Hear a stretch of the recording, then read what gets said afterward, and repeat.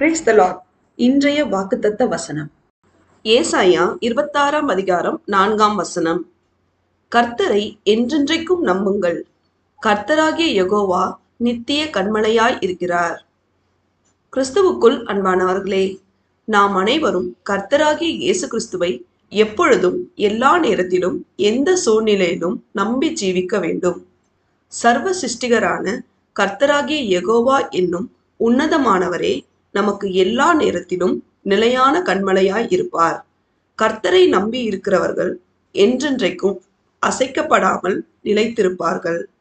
பிரியமானவர்களே, நாம் ஆண்டவராகிய இயேசு கிறிஸ்துவின் மீது விசுவாசம் உள்ளவர்களாய் இருந்து அவருடைய மகா பரிசுத்தமுள்ள நாமத்தை துதித்து மகிமைப்படுத்துவோமாக.